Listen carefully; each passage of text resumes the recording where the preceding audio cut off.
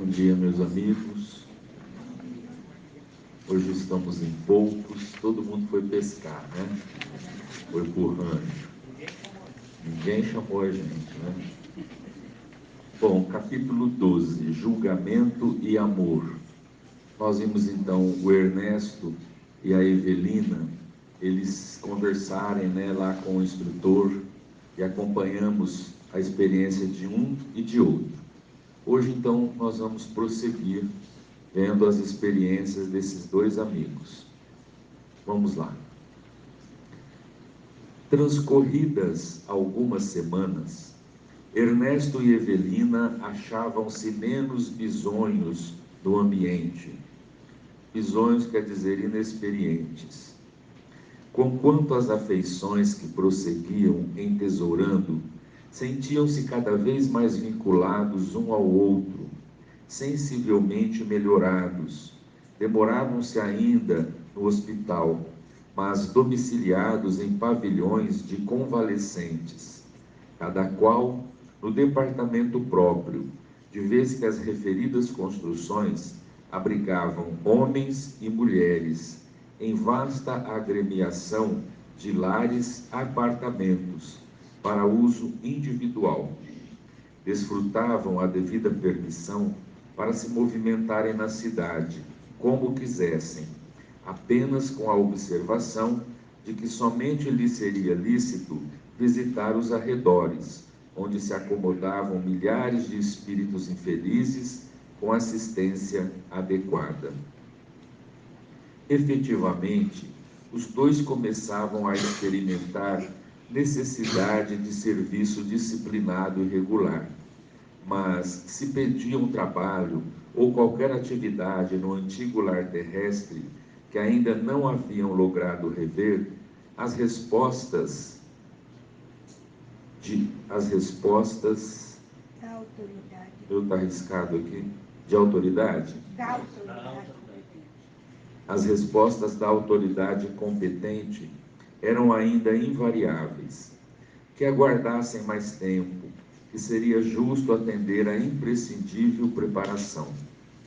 À vista disso, frequentavam bibliotecas, jardins, instituições e entretenimentos diversos, figurando-se-lhes a vida ali uma fase longa de repouso mental em tranquila colônia de férias. Chegara, porém, o dia em que Evelina realizaria um dos seus maiores anelos naquele ninho de bênçãos.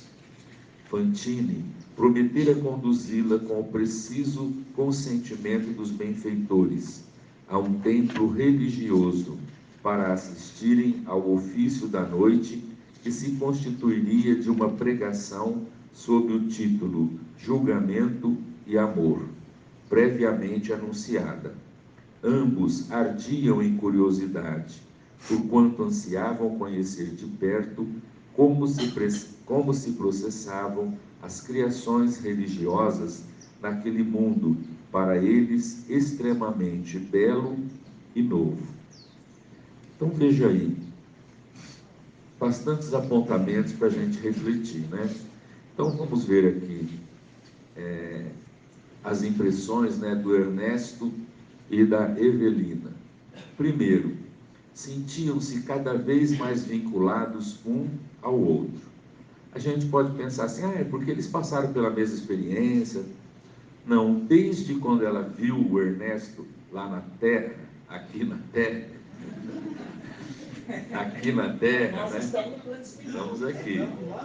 Desde que ela viu, parece que ela gostou dele, simpatizou rapidamente, ele também. E cada vez mais eles se sentem vinculados. Então vamos guardar isso, lá na frente nós vamos ver por quê. Estavam sensivelmente melhorados, quer dizer, eles já tinham melhorado bastante, né? Tinham permissão para se movimentarem na cidade, mas não na cidade inteira, mas ali próximo à instituição que eles estão albergados, né? Sentiam necessidade de serviço disciplinar e regular. Eles estão num lugar maravilhoso, né? Recebendo tanta coisa boa, tudo bem, mas chega um momento em que a gente sente necessidade de ocupação. Não é assim quando a gente sai de férias? Férias é muito bom, mas chega uma hora, você quer voltar à rotina, né? Então eles estão sentindo isso, né? Vontade de ter uma atividade, um trabalho regular. Como eles também pensavam em rever o lar terrestre, ajudar de alguma maneira. E a direção da casa dizia o que para eles? Calma, espera, tem que haver preparação para isso. Lembra o André Luiz? Não foi lá, né? Se preparando, se preparando. Então, a mesma coisa para eles. Eles não têm ainda condições, equilíbrio suficiente para vir para a Terra e se deparar com a situação do lar, né? Então, como eles não tinham ocupação, eles tentavam utilizar o tempo. Então, eles frequentavam bibliotecas, jardins, frequentavam entretenimentos diversos. Veja que interessante isso. Diversos, não tem só um tipo de entretenimento, tem diversos. Lembram do André Luiz, lá no livro Nosso Lar, que ele passeava no Jardim das Fontes, né, no bosque, e ia a entretenimentos. Ele chegou a ir acompanhado do Lísias a um lugar onde haveria uma apresentação musical, e o Lísias tinha condições, tinha bônus horas, e o André, nada. O Lísias, então, pagou para ele, vamos dizer assim, né? Abateu no cartão dele a entrada do André. Então aqui, eles estão como doentes, enfermos, eles estão com a liberdade de ir a esses entretenimentos. Quais seriam esses entretenimentos? Os entretenimentos ali no mundo espiritual, numa instituição dessa, naturalmente vão ser entretenimentos ligados à arte, à sublime, né, à arte. Então, com certeza, apresentações musicais, apresentações de danças, não é? Teatro, né? Vendo peças e tudo mais. Ah, mas no mundo espiritual vai ter isso? Tem, é a continuidade da vida. Agora, é lógico que tudo lá nessas instituições são... Deus tem um aspecto que é o belo, né? O belo é da criação divina. Até chegar no belo, a gente tem todas essas coisas aí que a gente conhece. Mas o belo é da criação divina. Então lá, os entretenimentos estão ligados à arte elevada. Então nós vamos ver lá músicas, mas músicas equilibradas, que tocam o sentimento, que auxiliam. Ah, vai ser só essa música chata de violino, cordas, não sei o quê. Essa também. Mas nós vamos ter também grupos de músicas que lembram a terra. Porque na época lá do nosso lar, o André Luiz diz isso. Nós frequentamos assim, mas ainda existem em nosso lar grande multidão de pessoas que estão mais afetos à música que lembram a terra. Então eles vão a esses espetáculos, não é? É lógico que a música que lembra a terra, vamos imaginar nós, vai ser uma música popular, não é nossa. Não vai ser o baile funk, né? Hoje nós estamos vivendo um período de baixa qualidade musical, né? Não tem música, né? Tem coisas, como diz o Suassuna lá, né? Que ele viu na televisão, ele fala assim, a música fala assim que representava o Brasil, que o povo, né? Aí ele diz assim, que a música era assim, para você me conquistar, você tem que chacoalhar, chacoalhar, chacoalhar. Para você me conquistar, você tem que rebolar, rebolar, rebolar. E repetia isso. Então ele fala assim, gente, isso é o Brasil, isso é música. Que a reportagem falava que o casal, né, era Joelma e o Chimbinho lá, era a expressão da música do Brasil. Que o guitarrista, né, o Chimbinho, ele era uma representação máxima da música, do instrumento. Então ele fala assim, eu fiquei pensando no coitadinho do Beethoven, porque, né? Então, lógico que esses entretenimentos são diferentes, né, gente, de qualidade. E eles, então, receberam a oportunidade de irem a um templo religioso. Foi já divulgado que nesse templo o sermão, né, a mensagem vai ser intitulada Julgamento e Amor. Então vamos lá, participar desse evento com eles. À noitinha, puseram-se em marcha. A senhora Serpa recordava em caminho as visitas de outro tempo ao santuário de sua fé e albergava no coração as mais doces reminiscências. Sensibilizada, monologava intimamente como perdera o convívio dos entes mais caros e por que se apoiava ali no braço de um homem que vira na terra tão somente uma vez. Em torno, o vento brando carreava o perfume de jardins e praças em flor. A lua, a erguer-se no horizonte, era o mesmo espetáculo de majestade e beleza a que se acostumara no mundo. De quando em quando, permutava com Fantine uma que outra frase, observando que outros ranchos simpáticos caminhavam na mesma direção. Nunca vi esse significado. Ranchos quer dizer grupos. Então, outros grupos simpáticos caminhavam na mesma direção. Transcorridos alguns minutos de alegre peregrinar, ei-los diante do templo que primava pela simplicidade, figurando-se enorme pombal edificado com franjas de neve translúcida, defendido aqui e ali por densas faixas de arvoredo. No interior, tudo espontaneidade e harmonia. A fila extensa de bancos deixava ver o púlpito à frente, que assumia a feição de enorme lilácea, que é uma espécie de flor, esculpida em mármore alvíssimo.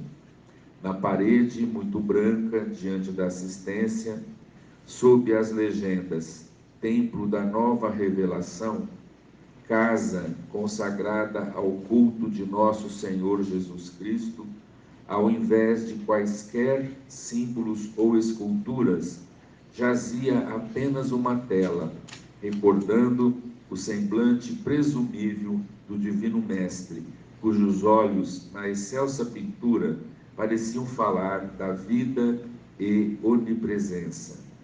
Sentada com Fantine lado a lado, a senhora Serpa fitou os rostos, serenos uns, ansiosos outros, que o cercavam em profundo silêncio, e mergulhou o coração em prece muda. Então veja que interessante.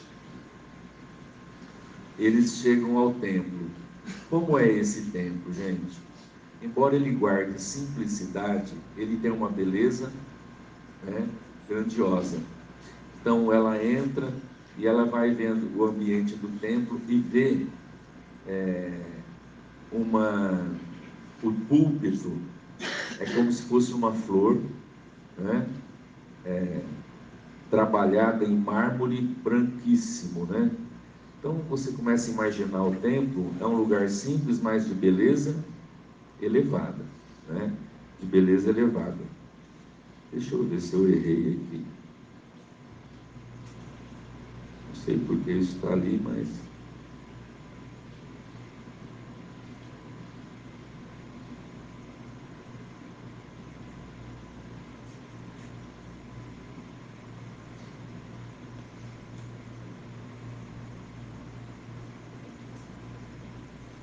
eu pulei o slide.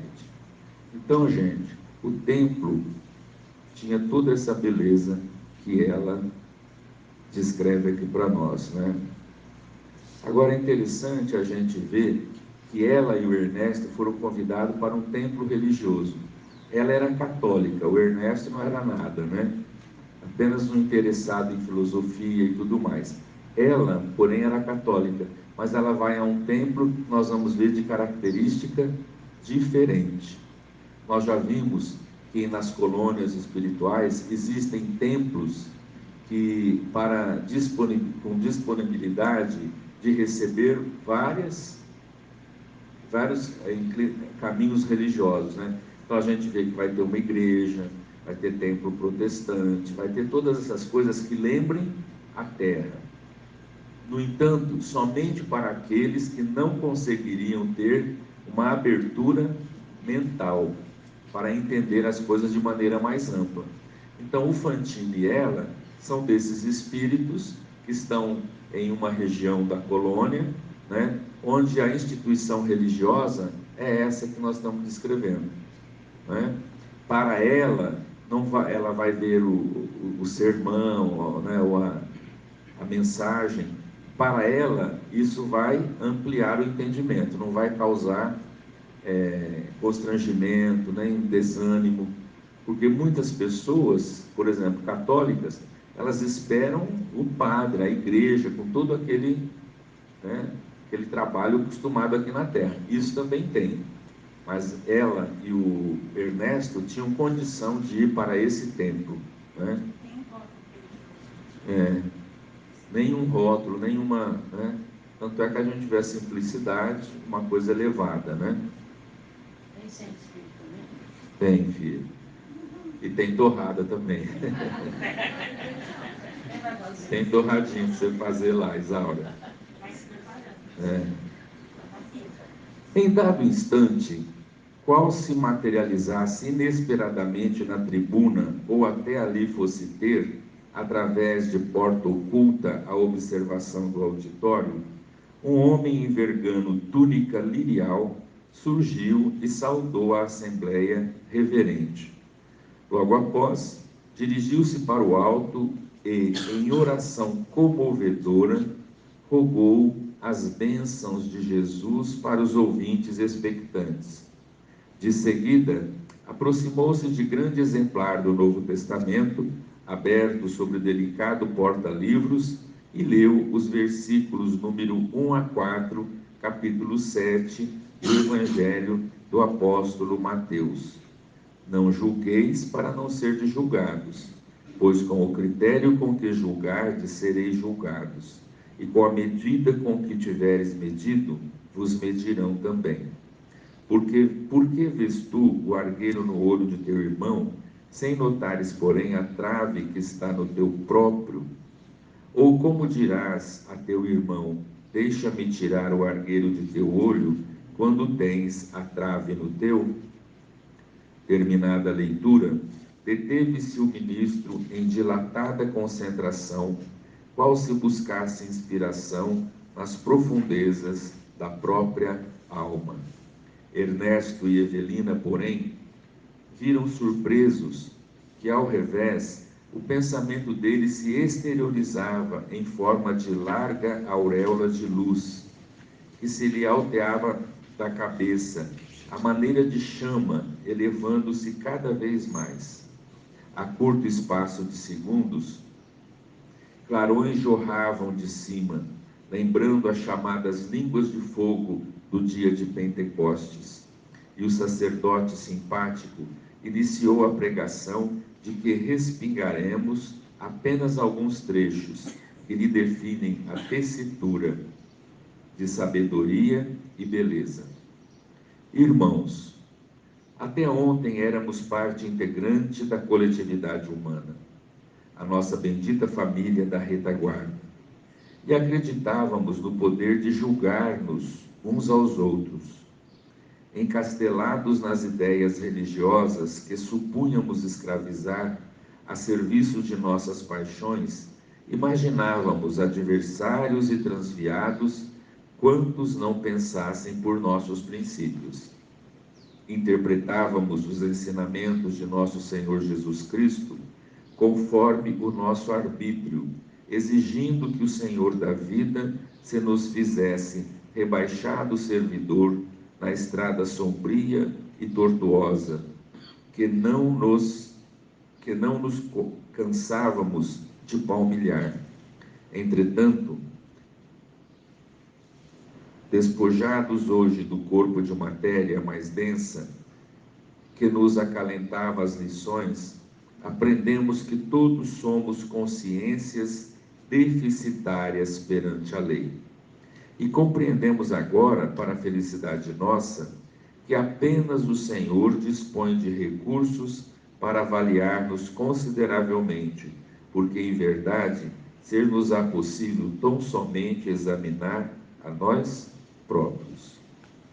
Então veja, gente, é muito interessante essa colocação dos espíritos. Sempre eles narram esse fenômeno que no mundo espiritual é natural, é corriqueiro.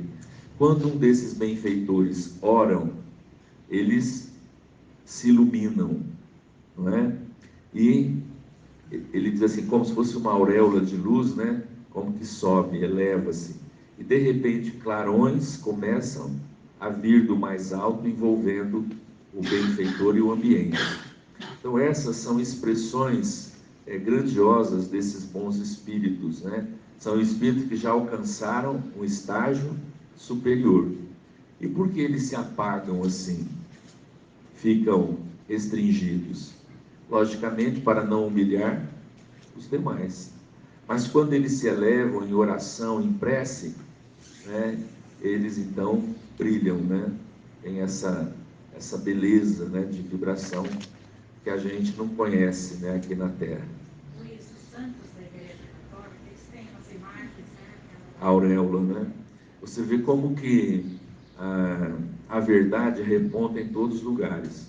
Você vai em diversas religiões, você vai encontrar isso, né? Os santos, os espíritos elevados, Deus estão, né, tem como se uma coroa de luz, né?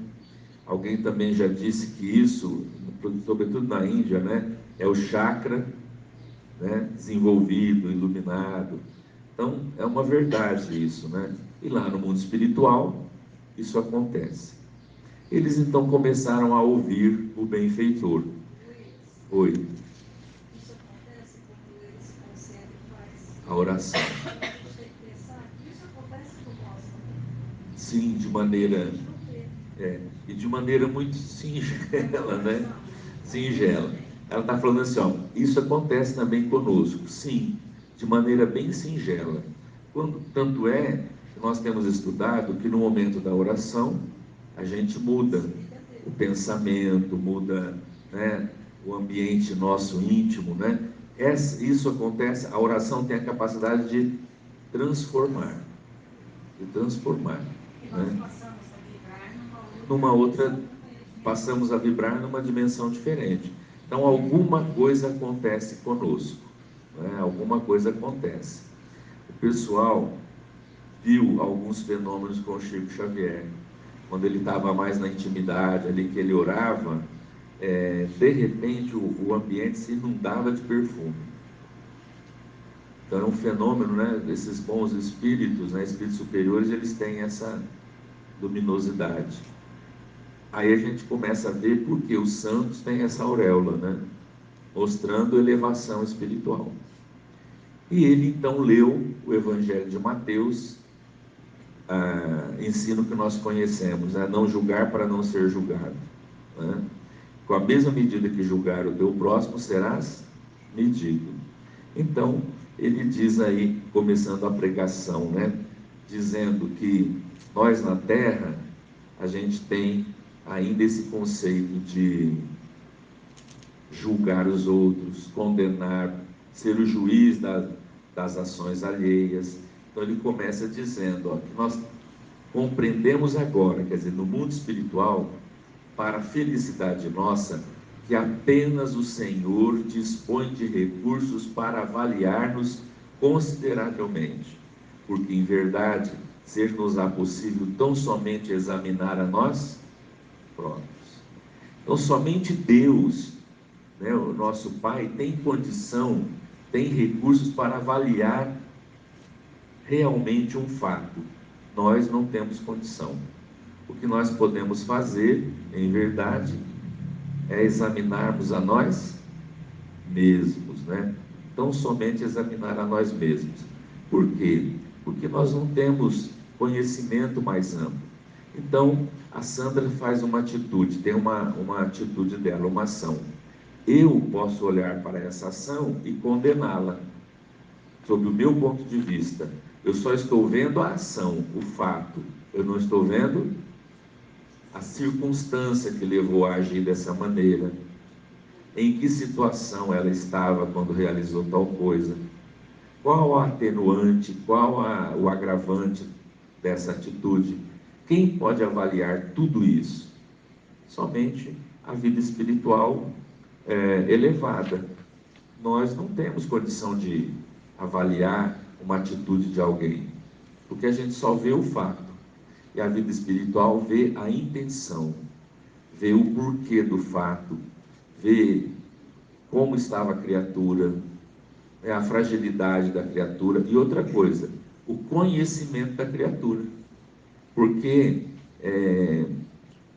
aquilo que nós condenamos em alguém, muitas vezes é o que a pessoa pode oferecer, é o nível espiritual que ela está.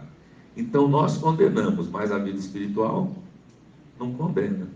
O André Luiz diz assim, que nós não podemos exigir de um leão a atitude de um gatinho. O leão é raivoso, feroz, né? O gatinho, igual essa gatinha que está passando aqui toda hora, né? O gatinho é formoso, né? Amigável, né? Agora, você vai exigir que um leão tenha atitude assim? Não. Então, você vai compreender certas atitudes do leão. Então, o mundo espiritual olha para nós e eles veem que nós não somos um gatinho, né? Formoso, bonzinho, amigável. Mas eles veem em nós ainda a fera dentro de nós, mas compreendem até onde a gente pode dar. Porque depois dali a gente não tem ainda conhecimento, não tem desenvolvido em nós, né, condições para agir como um santo. Não tem condições. Então, por isso que eles examinam as nossas atitudes de maneira diferente. E o que muitas vezes é pecado para nós, é erro, para eles não são, né? A cultura também influencia isso, né? Cada país tem uma cultura. Tem uma cultura, cada lugar tem as situações. Então, por exemplo, o que eu condeno aqui, falou de cultura, um homem ter 3, 4 mulheres, aqui acho que perante a lei é até condenável, não é? Para ter, bigamia, né? Poligamia. Tem mais de 3 mulheres, tem 3 mulheres, né? Em certos países isso é perfeitamente normal. Aliás, é condição social. O cara que tem 3, 4 mulheres, ele é destacado na sociedade. Por quê? Ele tem dinheiro, ele pode manter 4 mulheres. Então isso é... E elas, entre elas, é tudo em paz. Trabalha no spa, tem... Quem imaginou? Só que isso vai para o shopping. Acabou. Luiz, na Suécia, por exemplo, em alguns estados americanos, o aborto é legalizado. Legalizado. Então você não pode condenar uma menina de lá que Que faz aborto. Por exemplo, na Suécia, você nasce lá pequenininha. Você cresce com esse entendimento, com essa sabedoria, que o aborto é uma coisa normal, legalizado. Ela aprendeu desde pequena. Então, se ela comete um aborto, a lei vai agir de maneira diferente. O julgamento vai ser diferente. Percebe? Agora, uma pessoa religiosa, conhecedora de tudo, lógico que a cobrança vai ser muito maior, né? A gente tem que pensar que esse discurso que ele está fazendo, que ele está começando, ele vai fazer para pessoas de várias religiões.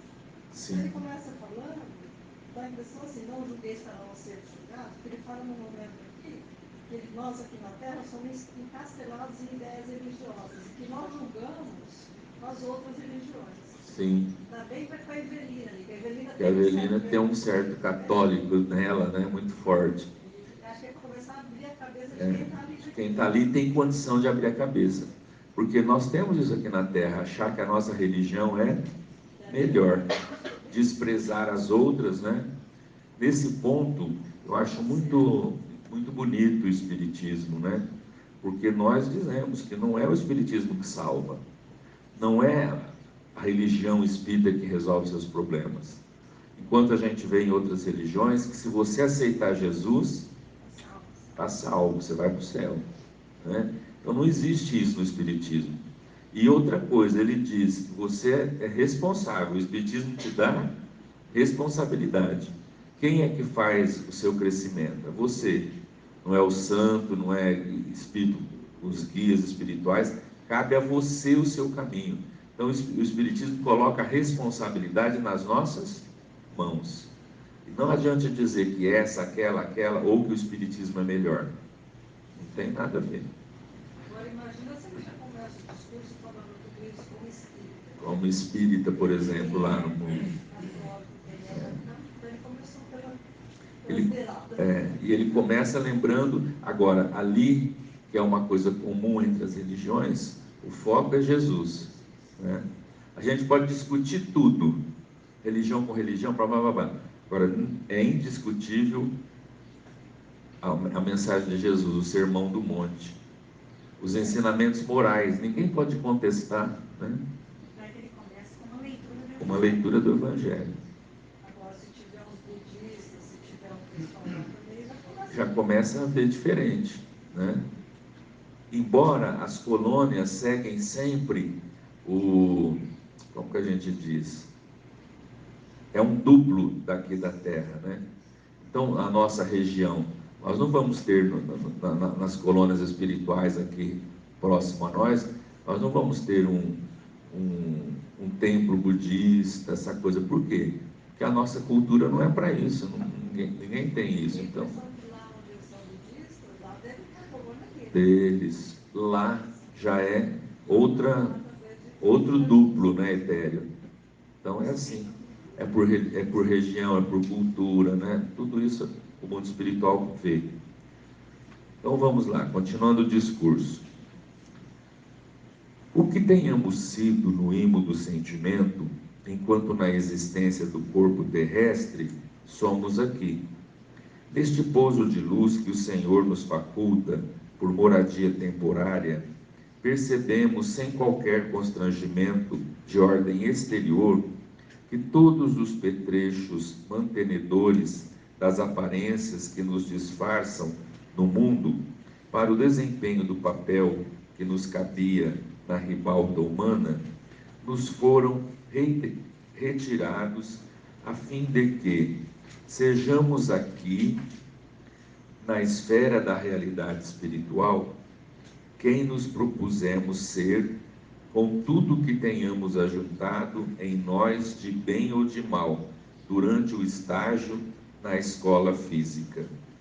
Muitos de vós outros carregais ainda hábitos e enganos da experiência carnal, e gradativamente perdereis por não encontrarem neste meio qualquer significação.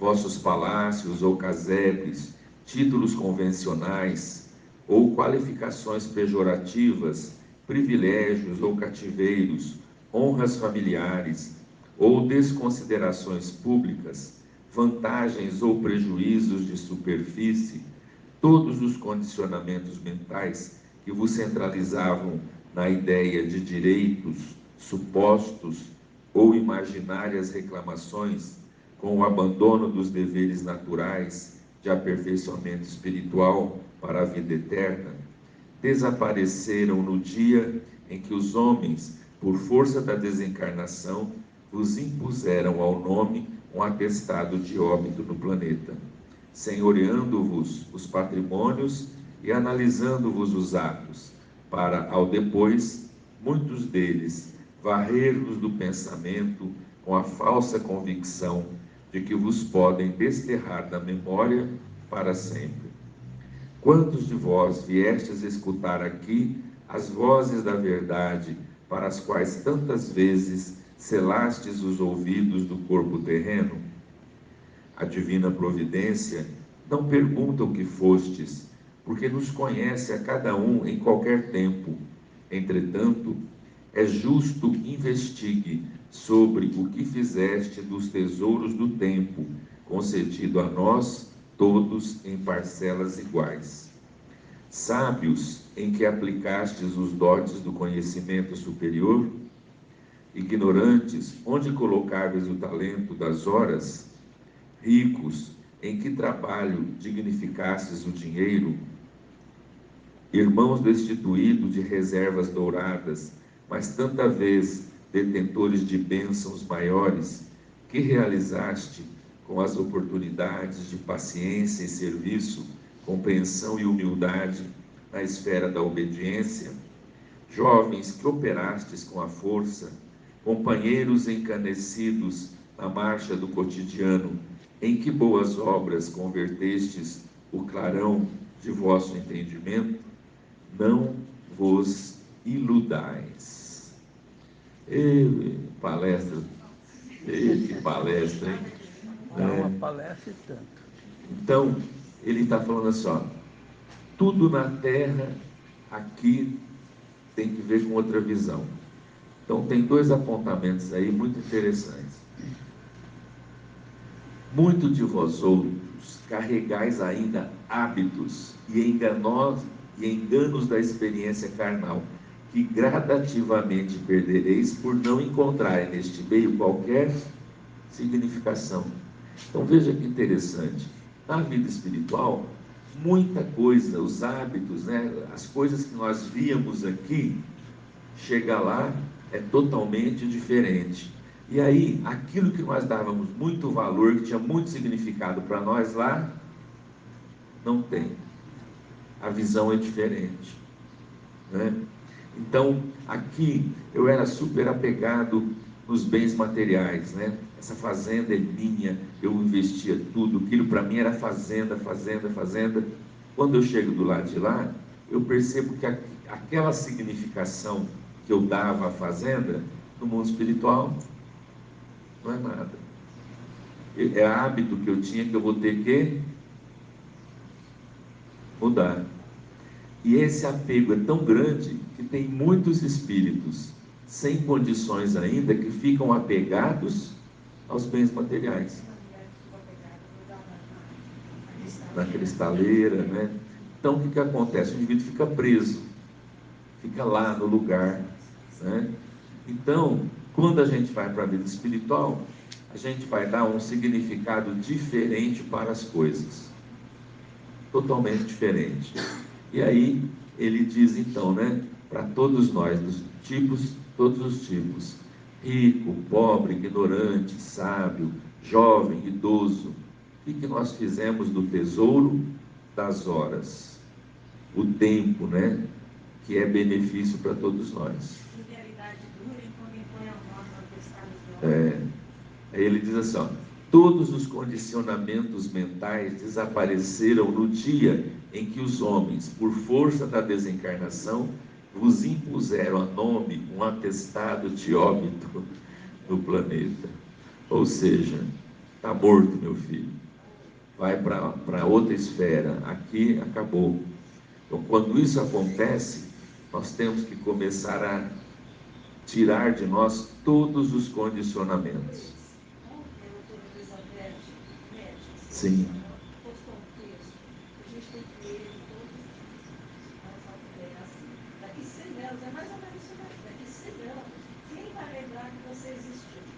Ninguém. Você lembra quem foi o pai do teu avô? Você nem sabe. Nem sabe.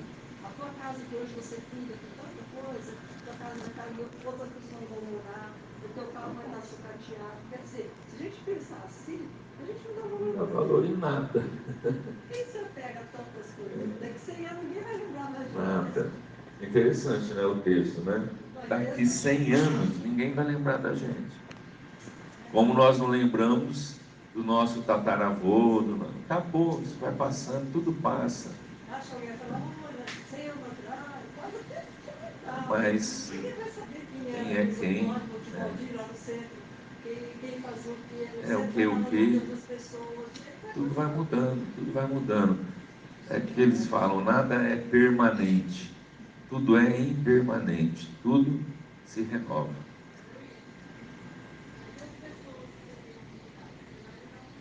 As pessoas o quê? Que você tem? também muda tudo. Assim, ó, eu tenho afinidade com você, nós nos encontramos no mundo espiritual. Eu tenho a necessidade de reencarnar, você não. Separa. Um dia vai encontrar, mas separa. Por isso aquela música do Milton Nascimento, né? A da estação. Tem gente que vem, tem gente que vai. Um dia vai lembrar, Shirley. Ela quer encontrar alguém.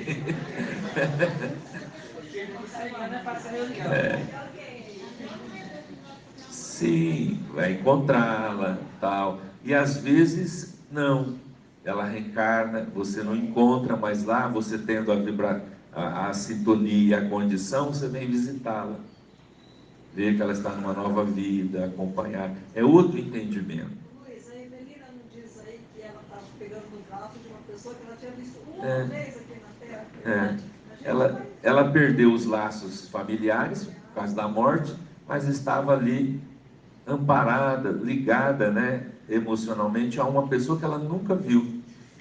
Então a gente chega no mundo espiritual também, Shirley, e encontra pessoas que a gente não lembrava, que são afetos nossos muito fortes de outra experiência. Vai unindo. Só que a gente vai unindo, só que não fica todo mundo junto. É isso que eu quero dizer. A gente se une, mas um vai trabalhar, um vai para tal atividade, um reencarna, outro não sei o quê. É que a gente tem ainda, ó, é o condicionamento humano. Você quer morrer, ir para sua casinha no mundo espiritual, com a sua mãe, seus irmãos, entendeu? É o nosso condicionamento. Nós ainda não entendemos a vida na sua amplitude. André Luiz foi, né? Os parentes de André Luiz, ele não tinha família lá. A mãe estava em outro plano. Sim, ela foi lá ver, mas não fica com ele. Ele amava a mãe, tudo. Por causa da vibração diferente dela. Não ver não significa não ter afinidade. Você tem afinidade com a sua mãe. Ela não está mais aqui, mas você tem afinidade. Entendeu? Às vezes sim, já reencarnou. Né? Mas sempre nós vamos estar ligados. E outra coisa, para o mundo espiritual, o que é uma existência? Nada. Nada, é rápido, passa rápido. O tempo que a gente conta aqui, na vida espiritual é diferente. Né? Também das pessoas que estão à nossa volta, às vezes é só nessa existência. Tem pessoas também. Tem pessoas que a gente convive aqui por oportunidade, por necessidade, por experiência, mas você não tem nenhum vínculo com elas.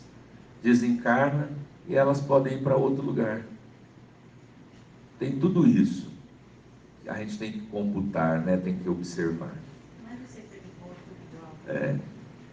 Mas nos encontraremos, né?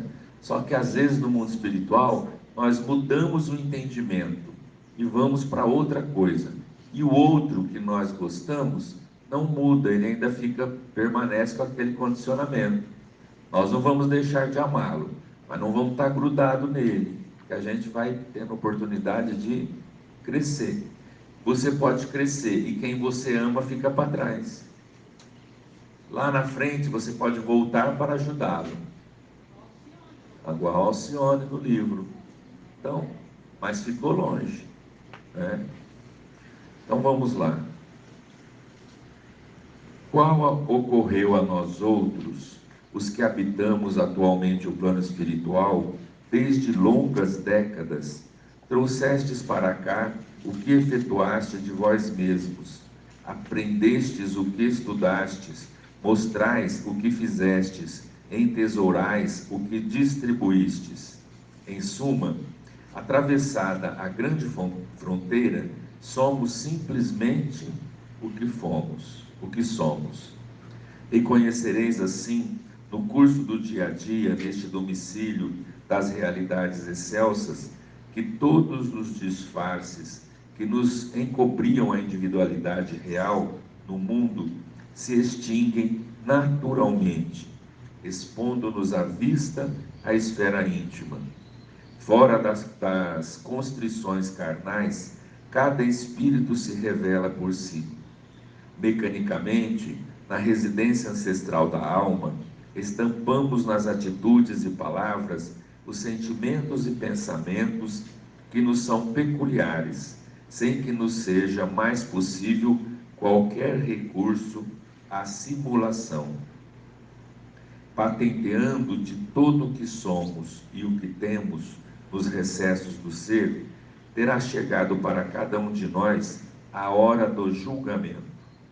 Porquanto a divina misericórdia do Senhor nos oferece ainda, aqui, como em tantas outras instâncias da espiritualidade, esta cidade-lar, como sendo antecâmara de estudo e serviço, possibilitando-nos valiosos aprestos para a ascensão à vida maior, em cujas províncias nos aplicaremos à conquista de dons inefáveis, na continuação da luta bendita pelo aperfeiçoamento próprio. Quantos, porém, desprezarem as sublimes oportunidades do tempo, no clima da recomposição a que nos acolhemos agora, de certo que por eles mesmos recuarão para os distritos vizinhos, onde se afinam os agentes da perturbação e das trevas, doentes voluntários, viciando-se em lamentável regime de reciprocidade, até que, fatigados de rebeldia, roguem a piedade das leis eternas, a preciosa dádiva das reencarnações de sofrimento regenerativo, para que o retorno a estes sítios, Deus sabe quando. Não aspiramos a dizer, com as nossas afirmativas, que o renascimento no campo físico seja sempre cadinho de reparação aos delitos que praticamos, pois milhares de companheiros, depois de longo e honesto esforço pela própria corrigenda entre nós, com larga cota de tempo em nossa colônia de trabalho e reforma, volvem ao corpo carnal, honrados com tarefas de abnegação e heroísmo obscuro, junto de alguém ou ao lado de grupos afins, granjeando em louvável anonimato concessões e vitórias dignas de apreço, que, apesar de permanecerem quase sempre ignoradas pelos homens, se lhes erigem aqui em passaportes de libertação e acrisolamento para as esferas superiores. Virgem Maria, hein? Essa frase ali dele assim: aqui nós somos o que realmente nós somos. Somos o que somos, não tem, né? Não tem como disfarçar. E uma coisa que ele fala interessante é que muitos estão nessas cidadelas, nessas instituições, né? Mas isso não é regra, porque muitos estão distanciados dessas realidades, que ainda não têm condição, não querem, né? Então ele diz assim, ó: quantos, porém, recuarão para os distritos vizinhos, onde se afinam os agentes da perturbação e das trevas, doentes voluntários, até que fatigados de rebeldia, roguem a piedade das leis eternas, a preciosa dádiva das reencarnações de sofrimento regenerativo. Então veja, pessoal, quando muitos não acompanham, se afinam, né? Recuam para essas regiões de dor, né? Nas trevas. Agora, são doentes voluntários, por vontade própria. Porque se o indivíduo arrepender, ver que ele está errado, ver que ele não pode ficar ali, que Deus ampara, que ele pede socorro, imediatamente ele é resgatado para essas colônias espirituais. Mas esse é o grande problema, né? Voluntário. Então eu odeio tal pessoa, tenho raiva dela, eu persigo ela. A lei diz assim: perdoa, esquece, deixa isso. eu não perdoo, quero acabar com ela. Fico ainda preso no ódio, na lembrança das coisas aqui da terra. Então, eu me afinizo nessas regiões sombrias, né? Isso, a Lourdinha está lembrando. Nós podemos ter as asas dos anjos ou as algemas dos condenados. É opção nossa. Mas esse condicionamento, esse pensamento, né, preso a nós, cristalizado, né, a gente tem dificuldade em mudar. Tem dificuldade. Mas é esse o nosso grande trabalho.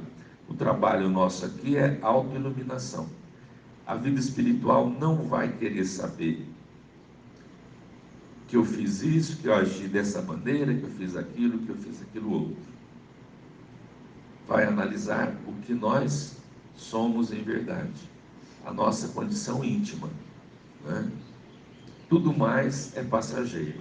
Agora, chega um momento em que os indivíduos cansados, sofredores, rogam a dádiva das reencarnações dolorosas, as lutas, as dificuldades.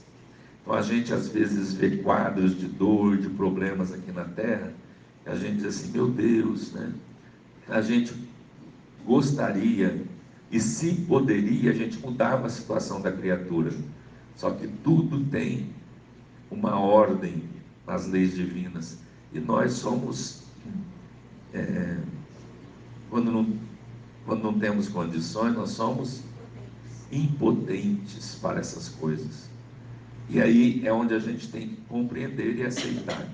Estava conversando com a Ivanilde, ela estava me falando de uma senhora, das crianças, uma situação terrível. Só que a gente lê isso aqui, é a bondade de Deus, a misericórdia de Deus, permitindo a esses espíritos essa vida, essa encarnação dolorosa, difíceis, porque nós não temos como avaliar o que fizeram no passado, como viveram e por que agora estão nessa situação. Nós podemos ajudar dentro das nossas possibilidades, mas não podemos mudar o quadro. O Chico teve uma experiência assim. Tinha um homem que dormia debaixo da ponte lá, e ele ficou sensibilizado, foi lá, ajudou, tal, fez uma casinha para o homem. Daí 3 dias o homem estava debaixo da ponte de novo. Vendeu a casinha e foi para debaixo da ponte. Então tem situações que a gente não pode mudar.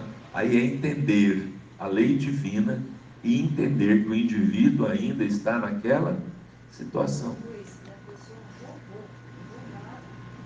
Rogou para voltar, passar por isso. Porque pediu, né? Normalmente, né? Há casos em que é imposto a lei, né? Mas o indivíduo volta para cá dentro das suas necessidades. Né? Alguma situação dessa, né? Mas a lei é assim, ela acontece assim.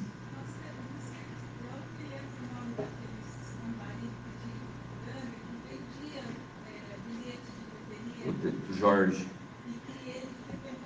o Emmanuel. E a mãe dele dizia que ele precisava ficar naquela situação. Não era para ajudar, era para deixar que ele precisava daquilo. Eu me sentia assim, até pequena diante dele, porque ele ia lá de domingo, ele era um dos únicos que levava o saquinho de 5 quilos e punha lá na caixa de doação. Você vê, um mendigo que andava pela cidade, fazia doação lá na caixa lá do centro e ficava lá. A mãe dele se comunicou, pediu para deixá-lo, que ele era a necessidade dele. E uma vez o pessoal disse que foram lá procurar ele para dar ajuda, levar as coisas. Ele falou assim, mas eu não pedi. Tchau. Quer dizer, aquele era um espírito consciente do tipo de vida, da luta que ele tinha que experimentar. Então tem coisas da lei que não se pode mudar. E para isso a gente entende. Isso aqui é. A gente se penaliza com o pessoal andarilho, né? Mas alguns estão assim por condições que a vida levou, estão sofrendo. Mas a grande maioria são espíritos que estão vivendo ainda essa condição. Você pega um andarilho, traz banho, higiene, médico, cama, conforto, alimentação. Ele vai embora. Não quer isso.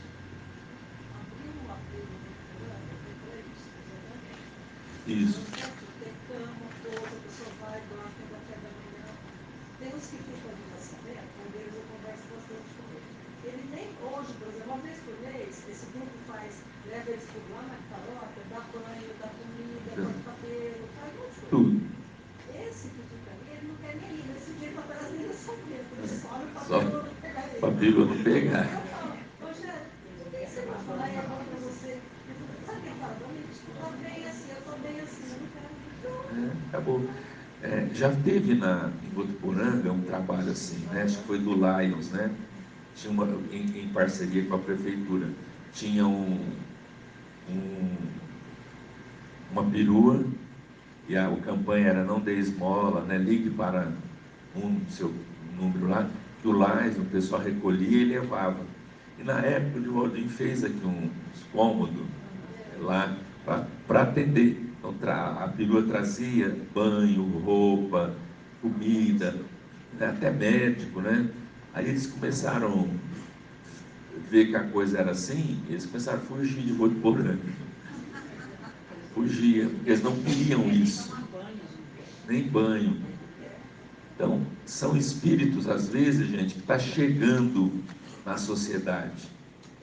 São espíritos ainda retardatários, são irmãos nossos que estão lá no começo, onde nós já passamos. Então ele não tem esses hábitos que nós temos civilizados. Não querem banho, não quer isso, não quer aquilo, não quer trabalho. Eles têm uma coisa, você é muito forte, a gente tem que ter, você quer. Eles são viciados em bebida e droga. Bebida, droga. Então para eles tem que passar uma noite dormindo sem droga. Eles preferem ficar na Na rua. rua. Então, são irmãos enfermos. A gente ajuda como pode, e quando não quer, Deus abençoa. Então, para encerrar, ante a pauta que surgiu espontânea nos lábios do orador, que se aureolava de intensa luz, Evelina e Ernesto se entreolharam e, em seguida, através da ligeira mirada sobre os circunstantes, notaram que dezenas de rostos se banhavam de lágrimas.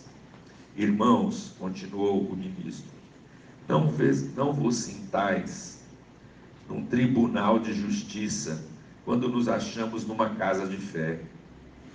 Mãe amorosa dos nossos impulsos de melhoria e sublimação, diz-nos a fé neste recanto operoso e tranquilo que, não obstante desencarnados, é preciso reconhecermos que as nossas ocasiões de trabalho e progresso, retificação e aprendizagem não chegaram a termo. Aceitemo-nos quais somos, reconheçamos o montante de nossas dívidas e coloquemos mãos fiéis no arado do serviço ao próximo, sem olhar para trás. A cidade que nos reúne está repleta de instituições beneméritas, com as portas descerradas ao voluntariado de quantos queiram colaborar no socorro aos que chegam até nós, em posição de angústia ou necessidade, todos os dias. Na crosta planetária, onde as criaturas irmãs da retaguarda travam dura batalha de evolução, entes queridos ainda encarnados exigem-nos os mais estranhos testemunhos de ternura humana, através do concurso espiritual que lhes possamos administrar nos domínios da compreensão e do amor, a fim de que continuem a viver na experiência terrestre que lhes é necessária, tranquilos e felizes sem nós. Todo um apostolado de renúncia construtiva, abnegação, carinho e entendimento se descortina para a maioria de vós outros no lar terrestre, onde quase todos estáis ainda vinculados de pensamento e coração. Além disso, estamos cercados, através de quase todos os flancos, por multidões de companheiros dementados, a nos pedirem amor e paciência para que se refaçam. Na arena física, multiplicávamos apelos a que se pusessem mesas dedicadas aos famintos e se acumulassem agasalhos para o socorro à nudez. Aqui somos desafiados à formação e sustentação do devotamento e da tolerância, para que a harmonia e a compreensão se estabeleçam na alma sofrida e conturbada dos nossos irmãos, tresmalhados nas sombras do Espírito. Caridade, meus irmãos, amor para com o próximo.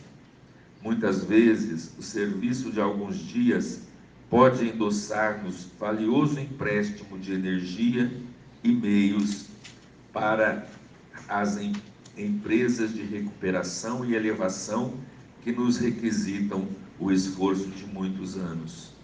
Oremos, suplicando ao Senhor, nos inspire, a fim de que venhamos a escolher decididamente a estrada de purificação, em novos e benditos avatares na estância física, ou a vereda ascendente para a vida maior.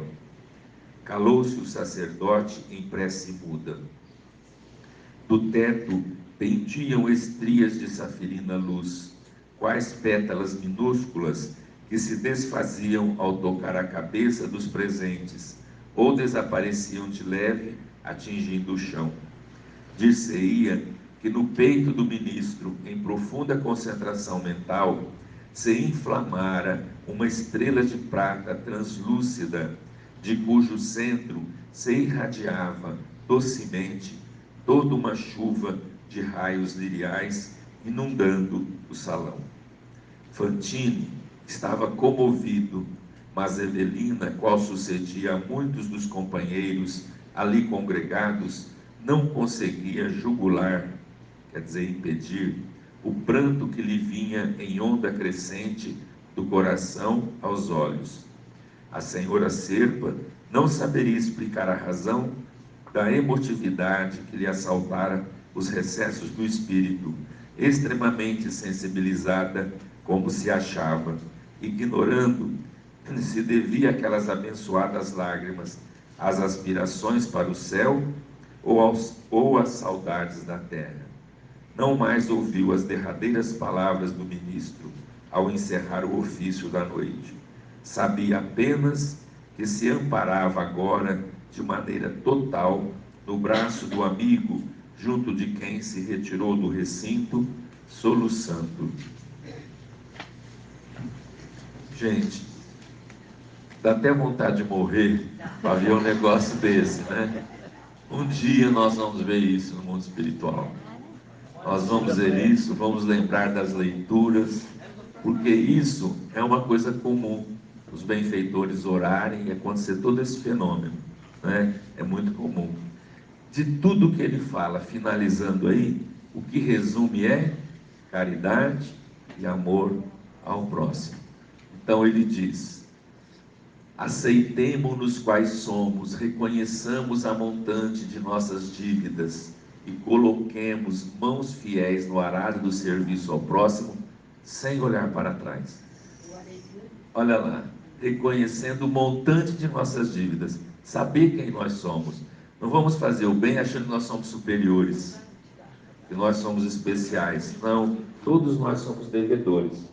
Ele diz assim: lá na terra, vocês oravam para Deus atender os que tinham frio, para Deus atender os que tinham fome, para Deus isso, para Deus aquilo. Agora aqui é hora de fazer. Trabalhemos para os nossos irmãos. Eu lembro do professor Henrique Rodrigues, tinha uma palestra dele que ele falava assim: Deus por um dia. E ele queria ser Deus por um dia, né? E ele não ia ser esse Deus bonzinho, não. Então o cara entrava no centro e essa: Senhor Jesus, fazia, ó, fala direito, fica com essa vozinha mansa aí, né? Senhor, amparar aquela família e tal. Você acha que eu não amparo todo mundo? Vai lá você, safado, fazer o serviço que precisa fazer. Então ele vai mostrando se ele fosse Deus, mas a gente reflete muito sobre isso, né? Então tudo se resume, gente, em auxílio, não tem outro caminho, né? Não existe outro caminho. Na semana que vem a gente continua então o nosso estudo.